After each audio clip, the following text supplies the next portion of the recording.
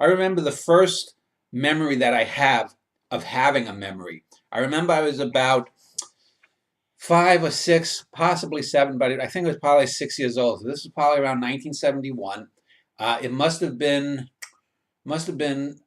summertime, I believe.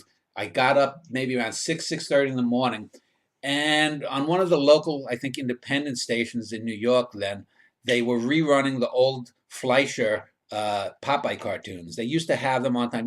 These were the actually well-made Popeye cartoons, not the shitty ones from the 1950s. That well, anyway. But so and I believe it was Popeye meets Sinbad the Sailor. So it was one of these 20-minute one-reeler cartoons. Most cartoons in the 30s, 40s, 50s were 5 or 6 minutes. This was one that was an epic for its age, 22, 24 minutes or whatever it had been.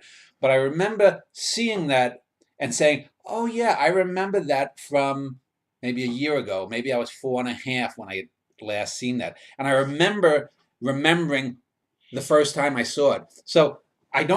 So my memory of the first time I ever saw that cartoon is captured within my second memory of having that first memory. So it's my first memory of having a memory of a memory. And this is the way you get that little Russian doll effect. And you can take any banal scene and you can twist it like that. Famously, Alfred Hitchcock, and it's been attributed to a few other people, maybe Otto Preminger, but it was either Hitchcock or maybe Otto Preminger who said that you can have 5 of the dullest people in the world sitting in a room bullshitting, just talking about, oh, James, I went to the bookstore yesterday and I read about Anthony Trollope.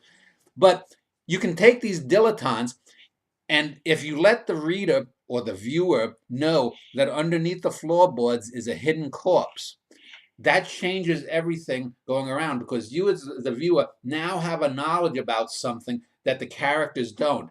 And while that can be overdone in genre, especially spy thrillers or crime stories or whatnot, the fact that you as the reader are going to be in on something that the main character or characters are not is a very good trope to draw someone in, because you're right, even there you're working at a double level. There's the diegetic reality that the characters are a swim in, and then there's the larger reality that you know of that they don't. So you can have a character that doesn't understand why they're drawn to the works of a certain artist, or why they're repulsed by that woman that they work with who gives her a sneer.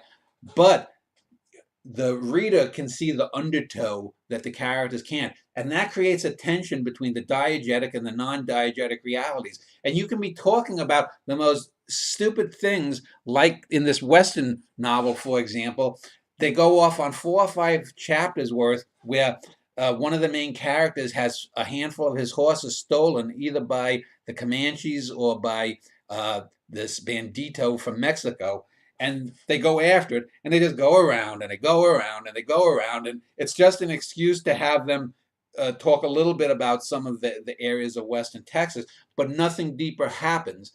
And it would be so easy to add even just one extra layer if earlier on something had been set up about a character doing this, that, or the other thing. There are many techniques that you could use to subvert, or not even subvert, but bolster up and add layering to these kinds of scenes, whether in a film or whether in a written work of art.